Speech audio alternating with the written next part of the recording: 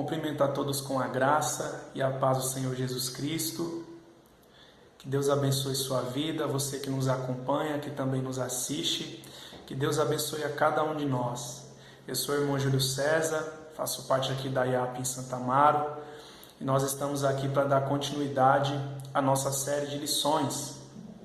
E nós estamos na lição de número 5. O cristão e a cidade. Já fomos abençoados com essa série de lições. Tivemos aí na primeira lição a teologia da cidade, tivemos na segunda os desafios da cidade, as ideologias da cidade, Cristo e a cidade. E agora chegamos na lição de número 5, o cristão e a cidade. E a minha oração é para que você seja abençoado em sabedoria, em entendimento, em conhecimento da palavra de Deus. E convido você, antes da gente dar início, para nós fazermos uma breve oração. Ore juntamente comigo. Santo Deus e poderoso Pai que estás nos céus, graça nós te damos, Senhor, por esse momento e também por esse dia que o Senhor separou e nos abençoou, meu Deus. Tem nos concedido as tuas bênçãos sobre a nossa vida. Abençoe, meu Deus, cada um de nós, nos dando entendimento, sabedoria, clareza da tua palavra. Em nome de Jesus, que o teu nome seja exaltado em todo o tempo. E eu peço que o teu Espírito Santo permaneça com cada um de nós, nos dando direção e graça. Em nome de Jesus. Amém.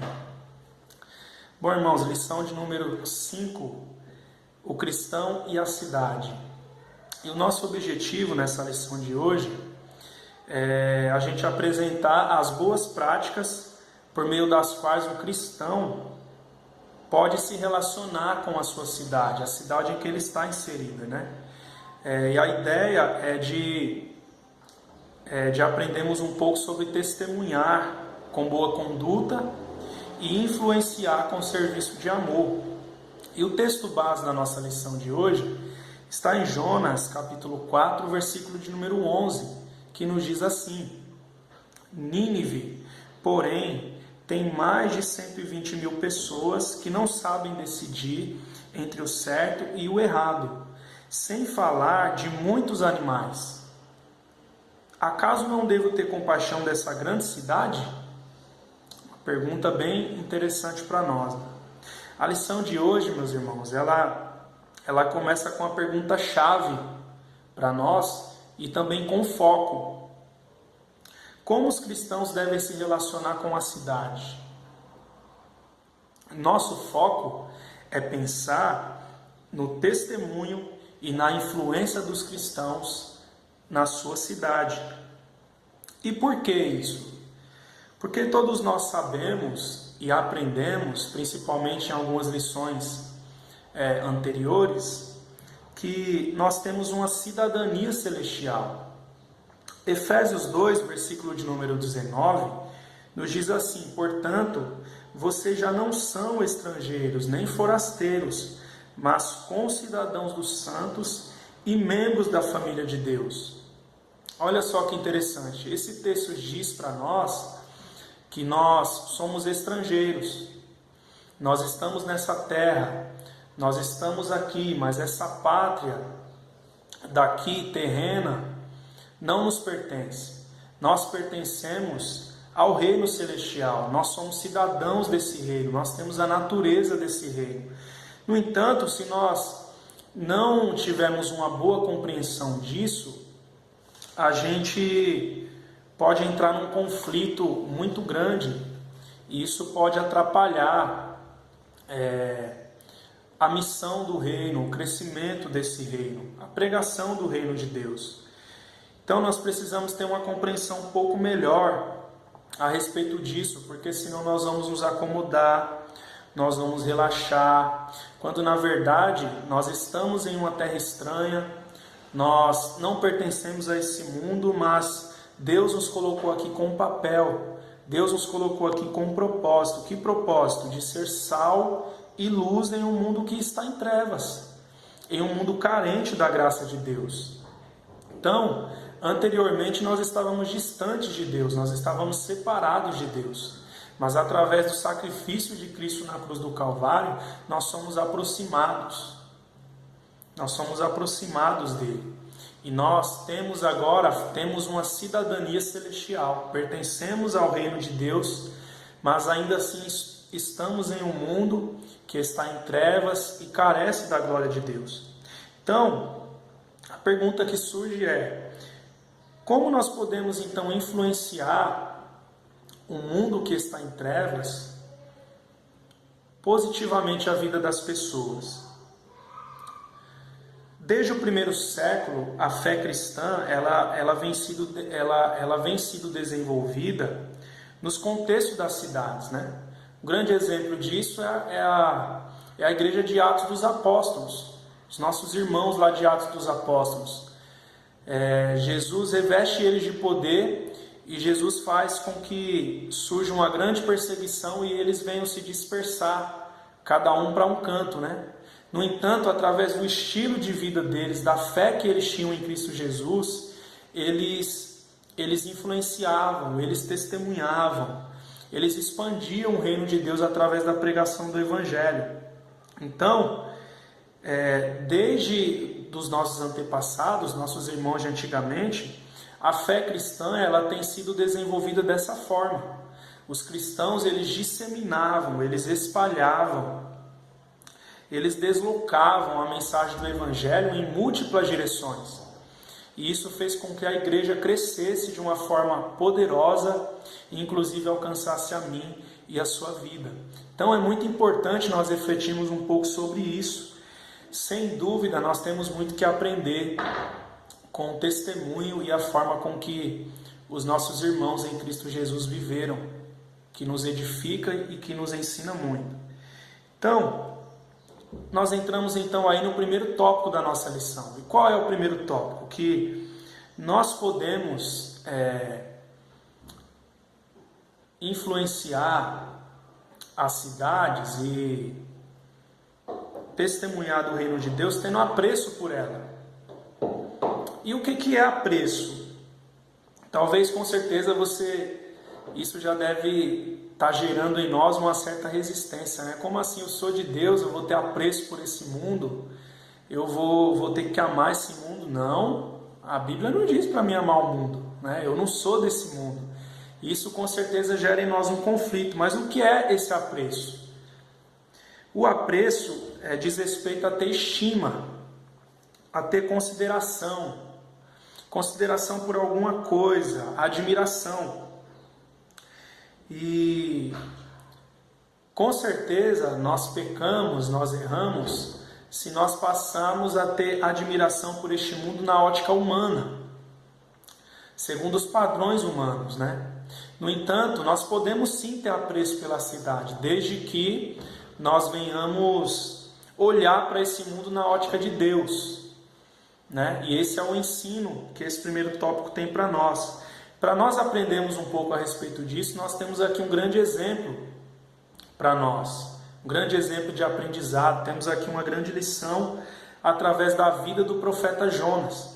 Jonas, no capítulo de número 1, verso de número 1, está escrito assim: a palavra do Senhor veio a Jonas, filho de Amitai, com esta ordem: vá depressa à grande cidade de Nínive e pregue contra ela, porque a sua maldade subiu até minha presença. Veja bem, Jonas, um profeta levantado por Deus, um homem de Deus, chamado por Deus, que recebeu uma ordem de Deus. E a ordem de Deus é a seguinte: Jonas, vá até a cidade de Nínive e pregue depressa contra ela. Você tem que ir agora, é para já. Por quê? Porque a sua maldade subiu até a minha presença. O que nós podemos enxergar nesse verso de número 1? Nós podemos enxergar aqui que Deus ele enxerga uma cidade cheia de maldade, uma cidade ruim, mas que ao levantar Jonas, ele envia Jonas para essa cidade, uma cidade conhecida pela sua crueldade, pela sua violência. pela sua maldade, pela sua perversão. A cidade de Nínive, ela era a principal capital do Império da Síria naquela época. Um império muito poderoso, com muito poder militar, com muito poder também econômico, uma grande potência daquela época. E Nínive era a principal cidade da Síria, dos babilônios. E interessante é que Deus levanta um homem e envia em missão a essa cidade para pregar contra ela. Ou seja, Deus demonstra que mesmo diante de toda a maldade que ele conhecia diante daquela cidade, ele ainda se importa com ela. Ele ainda atenta-te para aquela cidade, né? E interessante é que Jonas, ele surge aqui como uma influência de uma certa forma negativa, porque ele foge do propósito de Deus, ele foge daquilo que Deus ordenou que ele fizesse, e ele passa por muitos processos ali. Ele está sendo, na verdade, moldado por Deus, e aí ele vai até essa cidade, diante de muitas circunstâncias. Ele vai e ele prega aquela cidade. E é interessante que qual é o resultado? Jonas 3, versículo de número 10, mostra para nós o resultado. Qual foi? Depois de Jonas ter pregado e anunciado a palavra do Senhor, olha o que diz: tendo em vista o que eles fizeram e como abandonaram seus maus caminhos, Deus se arrependeu e não os destruiu como tinha ameaçado. Ou seja, a pregação de Jonas gerou mudança. A pregação de Jonas gerou arrependimento. O povo daquela cidade malvada, ruim, perversa, eles se arrependeram, eles estavam abandonando os seus maus caminhos. E juntamente com isso, Deus também estava concedendo graça a eles. Deus estava concedendo restauração. Deus estava concedendo o seu favor. Poderíamos enxergar então que a missão de Jonas e o propósito de Deus poderia ter terminado ali. No entanto, quando nós olhamos a continuação da história, depois daquele povo ter se arrependido, nós vemos no capítulo 4 que Jonas ele fica diante disso profundamente descontente com aquilo. Jonas chega a ficar furioso e ele faz a seguinte declaração. Ele faz a seguinte declaração, né, pro Senhor, né? Eu sabia que o Senhor era misericordioso, eu sabia que o Senhor era cheio de amor. É por isso que eu falei que eu não queria ir para lá, porque eu sabia que o Senhor iria perdoá-los, o Senhor iria restaurá-los, né?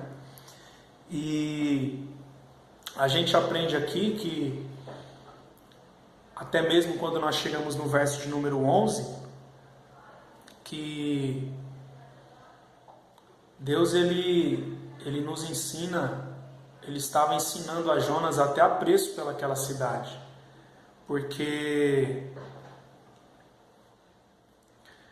Jonas até apreço pelaquela cidade, porque a questão não era só pregar naquela cidade. Deus deu uma ordem a Jonas. Jonas cumpriu, houve resultado, mas a questão era que Deus precisava moldar o coração de Jonas. Deus precisava ensinar Jonas, Deus precisava trabalhar em Jonas. E é interessante que quando Jonas se enfurece, o Senhor fala com ele e Deus fala para ele assim: que razão você tem, Jonas, para estar furioso? Qual é a razão que você tem? É como se Deus estivesse dizendo assim: Jonas, quem era você, Jonas? Da onde eu te tirei, Jonas? Quem era você? Eu te chamei, eu te plantei. Você não tem razão para estar furioso, você era que nem eles. Eu te resgatei pela minha graça e a minha misericórdia, né? E aí a história só vai terminar lá no versículo de número 11. Depois de Jonas ter ficado furioso, Jonas se assenta em um determinado lugar e ele fica esperando vir a ruína sobre a cidade de Nínive, porque ele entende que era uma cidade que merecia o juízo, merecia a fúria de Deus. E aí Deus faz sobrevir sobre ele uma grande árvore que gerou para ele uma sombra, onde ele pôde descansar. Só que daqui a pouco Deus retira e faz com que essa planta murche, né? E aí Jonas chega a ficar triste por causa da planta, por causa do que ocorreu com a planta.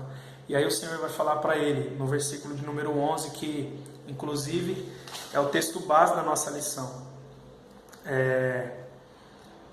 Jonas, não, se eu tive compaixão dessa planta, se eu tive compaixão, inclusive de você, Jonas, por que eu não posso ter compaixão dessas pessoas? As pessoas estão perdidas, elas não sabem discernir o que é certo e o que é errado, Jonas. E eu não poderia ter compaixão delas, né? E ali então, a gente vê Deus querendo moldar o coração de Jonas. Então, meus irmãos, da mesma forma, o nosso coração precisa ser moldado. O nosso coração precisa ser quebrantado. Não é pecado você ter apreço pela cidade, desde que você passe a enxergar o mundo na ótica de Deus. E Deus, quando Ele olha para esse mundo, Ele não enxerga apenas como um sistema maligno, como uma potência global. Mas Deus, Ele não olha esse sistema, mas Ele olha as pessoas. Deus ama as pessoas. Deus ama o ser humano.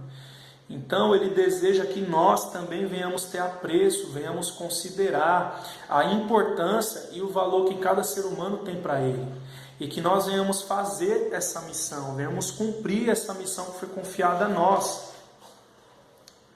Tópico de número 2 da nossa lição também diz respeito a algo muito interessante que nos ensina, que diz respeito a viver em santidade na cidade em que nós estamos inseridos, né? Jonas 4, versículo de número 2 ao 5,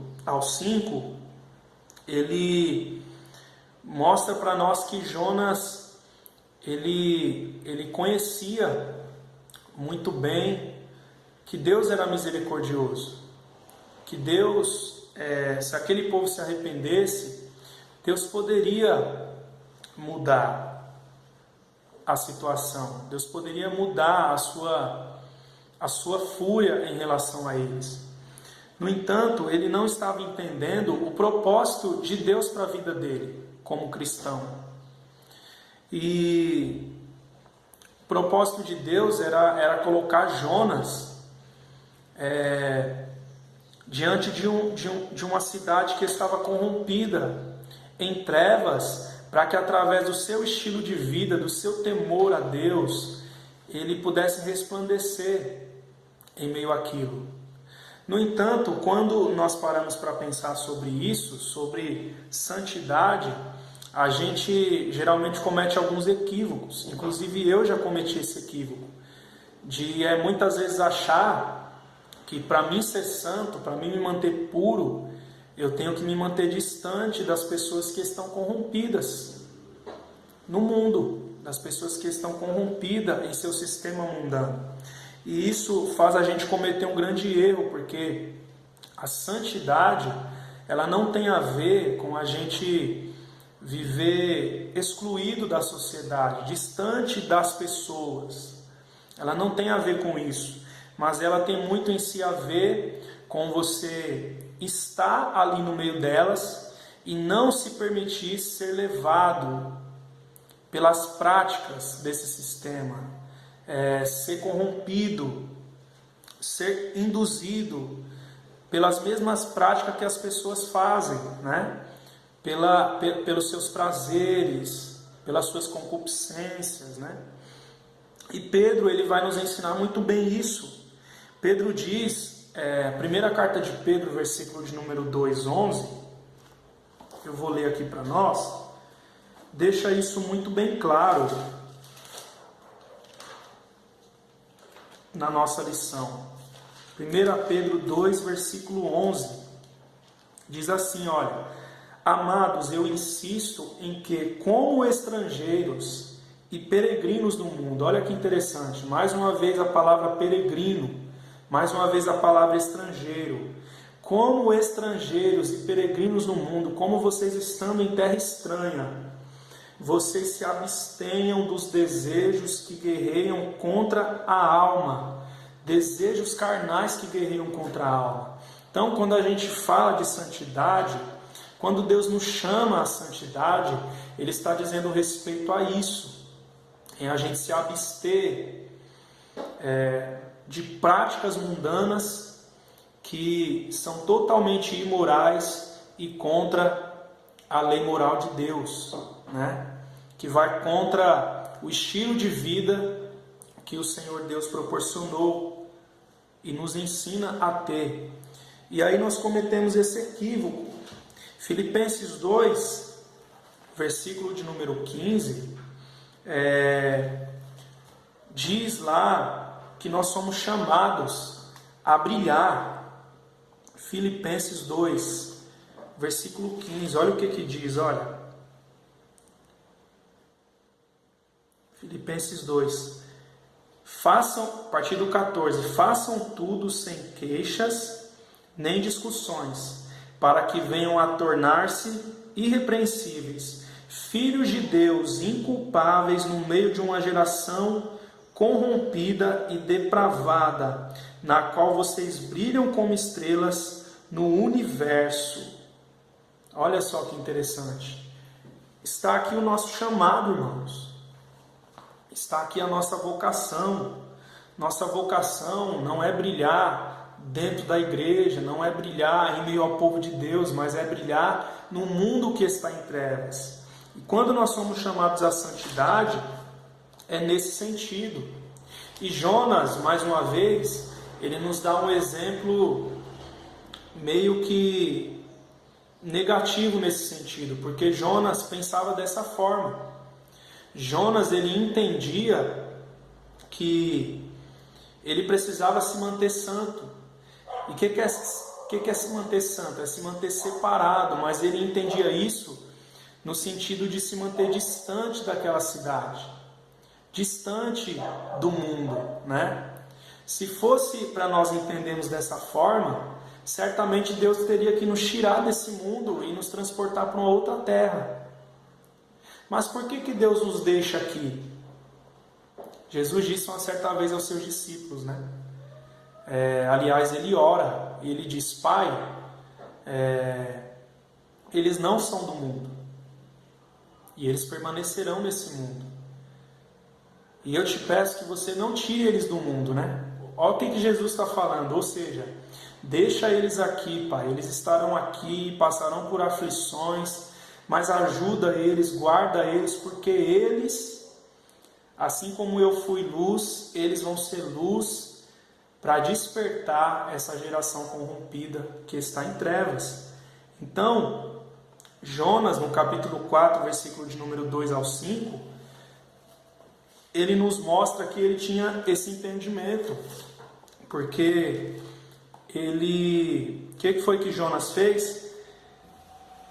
Vamos ler lá Jonas 4, do 2 ao 5, diz assim, ó. Do 2 ao 5. Vamos pegar do 1. Jonas, porém, ficou profundamente descontente com isso e enfureceu-se. Ficou descontente com o arrependimento do povo.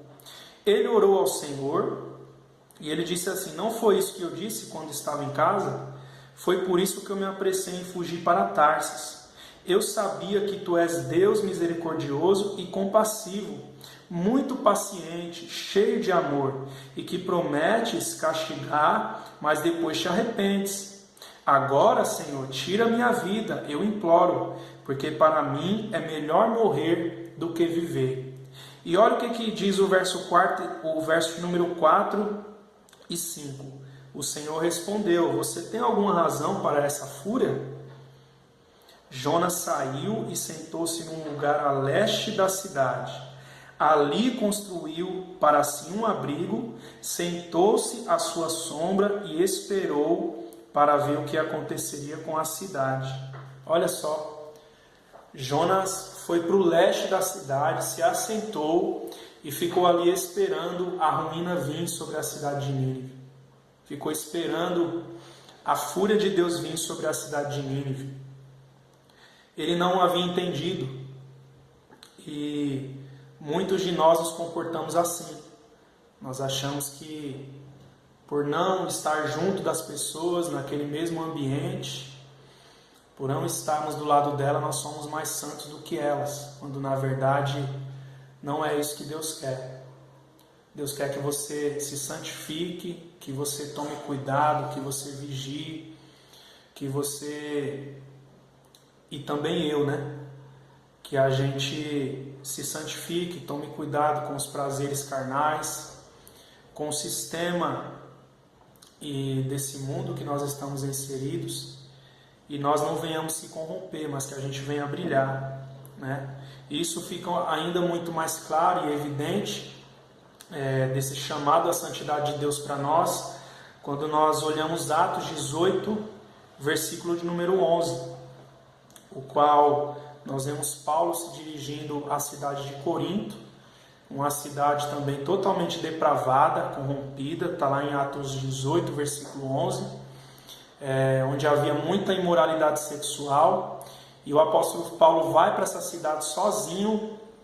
Ele começa a frequentar sinagogas, ele começa a pregar, e aí lá em Atos 18 vai dizer que Paulo recebe uma direção de Deus, que mesmo diante de tanta dificuldade que ele estava encontrando naquela cidade, era para ele pregar naquela cidade, porque Deus tinha um propósito através da vida dele.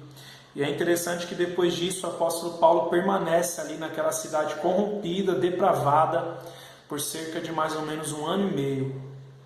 E o resultado é que logo depois ocorre de ele erguer ali, com a graça do Senhor Jesus Cristo, uma igreja. Então, se a vontade de Deus fosse que nós nos distanciássemos das pessoas, o apóstolo Paulo agiria assim? De maneira nenhuma. Deus precisaria trabalhar no coração de Jonas dessa forma? Não. E na nossa vida? Creio que com certeza nós precisamos entender a respeito, e essa lição está sendo uma bênção para nós. 1 Coríntios 6:11, do 18 ao 20 também, nós vemos que depois de erguer aquela igreja ali naquela cidade corrompida de Coríntios, o apóstolo Paulo, ele encoraja esses irmãos a viverem em santidade, E é isso que Deus quer de nós, que nós preguemos o Evangelho, que nós vivamos em santidade, e tudo isso com equilíbrio e entendimento. Terceiro tópico da nossa lição, para nós já partimos para a nossa aplicação e conclusão da lição bíblica, diz respeito a gente comprometer-se com o bem da cidade. E Jeremias 29, versículo de número 7, nos ajuda a compreender muito bem essa questão. Jeremias 29, versículo de número 7, se você puder ler comigo. Nós chegamos agora a um ponto praticamente crucial da nossa lição. Jeremias 29, versículo 7, que nos diz assim, Perdão, eu estou lendo aqui o texto errado. 29, versículo 7. Diz assim, busquem a prosperidade da cidade, para o qual eu os deportei, e orem ao Senhor em favor dela. Porque a prosperidade de vocês depende da prosperidade dela. Porque assim diz o Senhor dos Exércitos, o Deus de Israel. Não deixem que os profetas... Perdão, só até o 7, Só até o 7. Busquem a prosperidade da cidade para o qual eu os deportei, e orem ao Senhor em favor dela, porque a prosperidade de vocês depende da prosperidade dela. Olha que interessante, irmãos, esse texto de Jeremias 29, versículo 7. Eles estavam em uma terra estranha, em uma terra com costumes totalmente diferentes dos deles. práticas totalmente imorais, uma idolatria muito grande, muito forte no meio daquele povo. Eles pertenciam a outra nação, eles pertenciam a outro povo, outro costume, outro estilo de vida. Eles nasceram em outro lugar, mas eles estavam em uma terra estranha, em uma pátria que não era a deles. Aquele lugar para eles era estranho. Isso nos ensina bem a respeito do que significa ser estrangeiro, né? Ser estrangeiro é eu sou brasileiro, mas eu estou morando em uma terra argentina, né? Os argentinos têm costumes e práticas, cultura totalmente diferente da do brasileiro. Então eles se sentiam estrangeiro, né? No entanto, geralmente os brasileiros que saem daqui, vai para a Europa ou para a Argentina ou qualquer outro lugar, geralmente a tendência é, com o tempo, eles se adaptarem àquelas práticas, àquela cultura, àqueles costumes. No entanto, se tratando de nós, não é assim que Deus quer. Deus quer que a gente seja santo, né? Deus quer que a gente brilhe através do nosso estilo de vida, através da forma como nós vivemos, nós venhamos influenciar, nós venhamos brilhar. Mas eles estavam ali, em uma terra estranha, eles estavam exilados, né? Estavam sob o domínio de outros povos. E quem leva eles para lá é Deus. O próprio Deus que está governando toda aquela situação. O povo estava se corrompendo, o povo estava abandonando o Senhor nosso Deus. Então Deus de alguma forma precisa despertar aquele povo. Então ele envia esse exército babilônio para dar uma grande lição ao povo de Israel, para fazer com que o povo se volte para ele. E eles estavam lá, olha só que interessante, mas eles estavam lá com um propósito. Que propósito?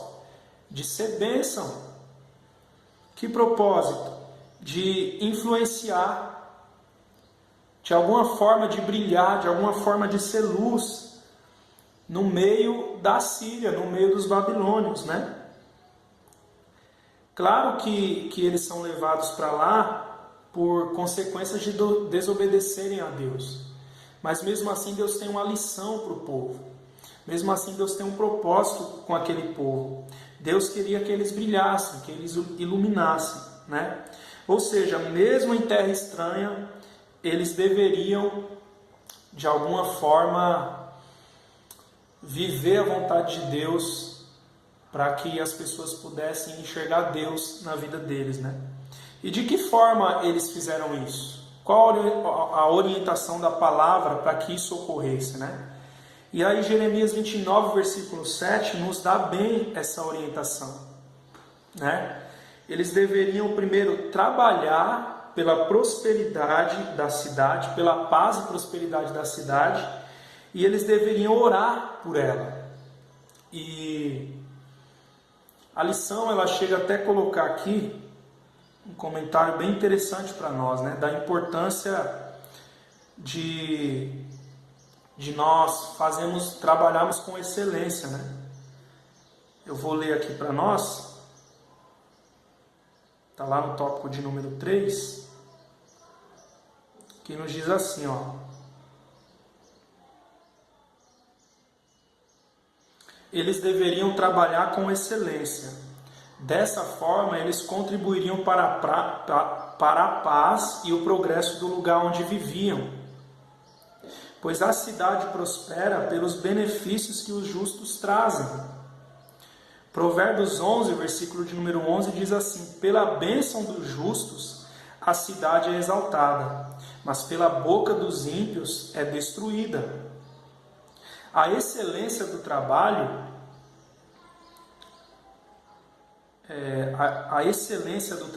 é um meio importante de conquistar credibilidade em nossa fé. Se nosso trabalho é mal feito, nosso testemunho verbal só leva os ouvintes a desprezarem as nossas crenças. Então, olha como o trabalho ele é importante, ele é fundamental na sociedade em que nós estamos inseridos. Por quê? Porque o trabalho, se nós pararmos para pensar, muitas vezes a gente enxerga o trabalho como um peso, como um fardo, né? No entanto, se nós olharmos tudo isso na ótica de Deus, nós vamos ver que o trabalho também é um meio de proclamar o Evangelho. Porque a essência do Evangelho é que nós somos chamados a servir. Nós somos chamados a amar o próximo, nós somos chamados a se importar com o próximo, nós somos chamados a servir um ao outro. O próprio Jesus fez isso. Filipenses 2 diz que Jesus ele se esvaziou de si mesmo, se humilhou e veio não para ser servido, mas para servir, para beneficiar a mim e a você. Então, se nós não olharmos nessa ótica de Deus, o trabalho se torna um peso, uma obrigação, algo ruim, algo pesado, um fardo. Mas o que nós podemos aprender aqui é que nós devemos olhar as coisas na ótica de Deus. E quando nós olhamos o trabalho na ótica de Deus, nós entendemos que ele é um serviço que há de beneficiar o outro, um serviço que há de ajudar o outro. Sabe aquele trabalho que você faz?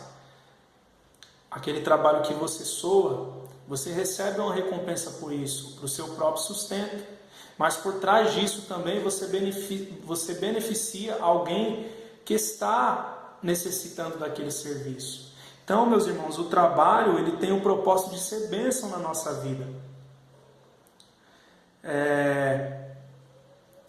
E ele mostra também, o trabalho ele mostra também a importância que cada pessoa tem.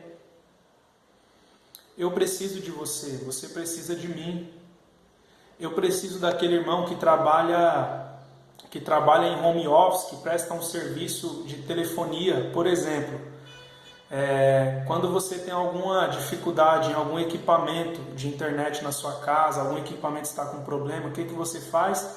Você liga para a assistência técnica e ali tem uma pessoa capacitada, pronta para poder te orientar a como corrigir o problema. Então, olha a importância que cada um de nós temos. Você é importante, irmão. Você que me assiste, você é importante na sociedade. Deus se importa com você, Deus te ama. Eu também tenho que me sentir importante, porque quando nós nos unimos nesse mesmo propósito, quando nós buscamos servir um ao outro, a nossa cidade é abençoada, a nossa cidade é influenciada. Nós somos chamados por Deus a servir em todo o tempo. Ao mesmo tempo, se nós fizermos um trabalho mal feito, nós daremos uma ruim credibilidade e aquilo que nós fazemos não terá consideração pelas pessoas, né? E aí nós não vamos conseguir influenciar, muito menos testemunhar. Então é algo que nós temos que tomar cuidado. Temos que vigiar e nos atentarmos para sermos bênção na sociedade.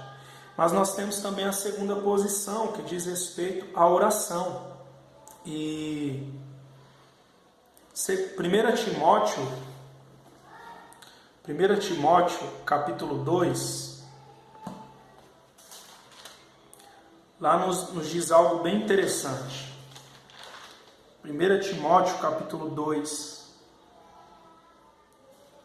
1 Timóteo, capítulo 2, diz assim, antes de tudo, recomendo que se façam súplicas, orações, intercessões e ações de graça por todos os homens, pelos reis e por todos os que exercem autoridade, para que tenhamos uma vida tranquila e pacífica, com toda a piedade e dignidade.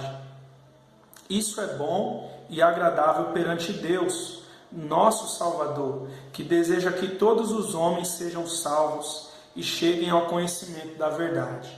A oração, meus irmãos, ela é muito importante diante de todo esse contexto que nós estamos aprendendo hoje. Por quê? Porque ela nos revela algumas coisas muito importantes. Primeiro, a oração, ela nos faz lembrar, tanto a nós quanto ao próximo, de que nós somos dependentes de Deus. Mesmo que a gente trabalhe, que a gente receba o sustento do nosso trabalho, ainda assim existe alguém que governa e reina sobre todas as coisas.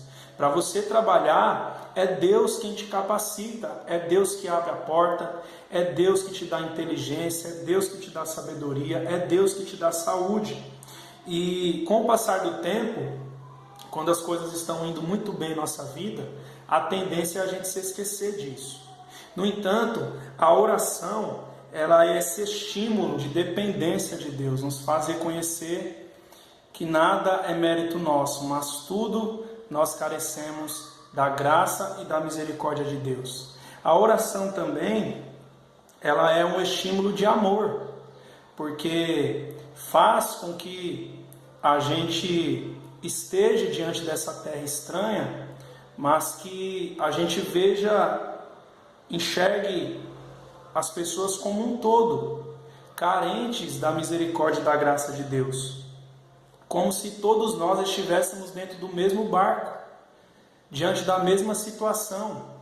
E o fato de você pertencer a Deus não faz você melhor do que a outra pessoa, mas faz com que você enxergue que aquela pessoa está sofrendo da mesma forma que você, carece da mesma salvação que você, carece do mesmo favor de Deus com você. Então a oração, ela nos estimula a termos o serviço de amor, a termos compaixão, misericórdia pelo nosso próximo. E 1 Timóteo 2, esse texto que nós lemos, o apóstolo Paulo recomenda que a gente ore para que a gente tenha uma vida bem-sucedida, uma vida de paz, de prosperidade. E eu imagino aqui essa prosperidade não só uma prosperidade financeira, de poder econômico, mas uma vida de paz, de alegria, de refrigério, de bênção, né? E ele dá orientação para que a gente ore pela vida dos nossos governantes, pela vida dos nossos líderes, pela vida daqueles que estão governando o nosso país, né? Ou seja, é uma orientação do próprio Deus. Por quê? O verso de número 2 e 3 mostra o quanto os governantes carecem da nossa oração, mas nos diz que é para o benefício da própria cidade, é o benefício de nós mesmos. Se nós oramos para que os nossos governantes sejam bem-sucedidos, se eles forem bem-sucedidos, como nós estamos dentro do mesmo barco, todos nós seremos abençoados, seremos prósperos.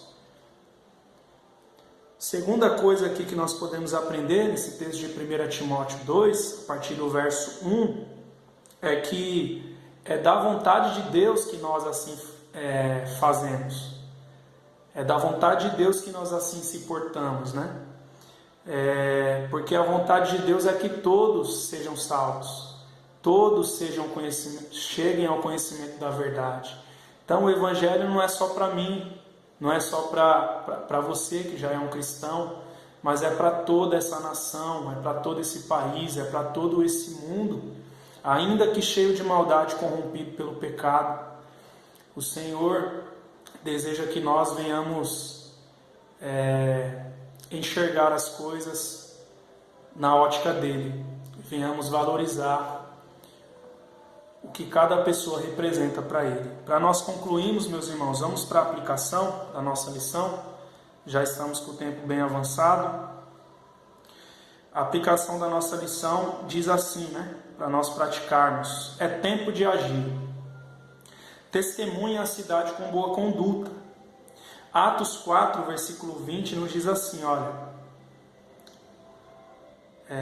pois não podemos deixar de falar do que vimos ou ouvimos. Testemunhar de Jesus implica, basicamente, em comunicar aquilo que vimos ou ouvimos a respeito do Senhor. Trata-se de reproduzir fielmente, em atos e palavras, a oferta salvadora de Deus em Cristo. Ao pregar, devemos fazê-lo não com ira, mas com compaixão. Nossas palavras devem refletir um santo trato por todas as pessoas no exercício da justiça e paz. Além disso, amparar o pobre, não fazer negócios ilícitos, não priorizar vantagens em detrimento do outro, pagar salários justos, ser educado no trânsito, tratar as pessoas com cortesia, não sujar as ruas nem danificar o patrimônio público, são alguns bons exemplos de um testemunho santo que sinaliza a verdade da fé que professamos. Tem aí uma reflexãozinha e eu queria que você desse a sua opinião. Você pode participar dessa escola bíblica através do nosso chat. Escreva lá no chat a respeito dessas duas reflexões. Você acredita que os cristãos de sua cidade têm dado testemunho de boa conduta? Há algum aspecto que deva ser melhorado em sua própria vida cristã nesse sentido? Comenta lá conosco, participe. Se você tiver também alguma dúvida, se não ficou claro alguma coisa, coloca lá que nós estaremos à disposição para ajudar e aprendemos um com o outro. Aplicação de número 2. Influencie a cidade com serviço de amor. Efésios 2, versículo de número 10, nos diz o seguinte: porque somos criação de Deus, realizada em Cristo Jesus, para fazermos boas obras, nas quais Deus preparou de antemão para que nós as praticássemos. Os cristãos devem trabalhar pela paz, segurança, justiça e prosperidade de seus vizinhos, amando-os em palavras e obras, quer creiam, quer não creiam nas mesmas coisas que nós. Os filhos de Deus estão plenamente habilitados a prestar um excelente trabalho para o benefício das populações urbanas. As práticas das boas obras são a finalidade da nossa redenção. Nosso tempo deve ser bem aproveitado, fazendo bem a todos. O voluntariado, a disposição em fazer, é uma boa forma de influenciar com atos de amor. Orfanato, casas de repouso, comunidades terapêuticas para dependentes químicos, instituições educacionais são bons exemplos de ambientes onde os cristãos podem ser muito úteis. A excelência de nosso trabalho e serviço cristão ao próximo certamente trará glória a Deus em nossa cidade. Reflexão: você já prestou ou tem prestado algum serviço voluntário em sua cidade? Compartilhe sua experiência. Participe, irmãos, conosco também dessa reflexão. Somos chamados a fazer boas obras, somos capacitados para isso pelo nosso Deus. E à medida que a gente coloca isso em prática, o reino de Deus ele é abençoado. As pessoas à nossa volta são abençoadas. Coloca lá, meus irmãos, compartilhe conosco sua opinião, participe aí da escola bíblica, em nome de Jesus, e que todos nós possamos ser abençoados. Bom, nós chegamos ao fim da nossa escola bíblica de hoje. Gratos a Deus por esta lição maravilhosa. Que Deus nos abençoe, meus irmãos. Um ótimo culto a todos. Um feliz sábado na presença de Deus. Fiquem com Deus. Um abraço.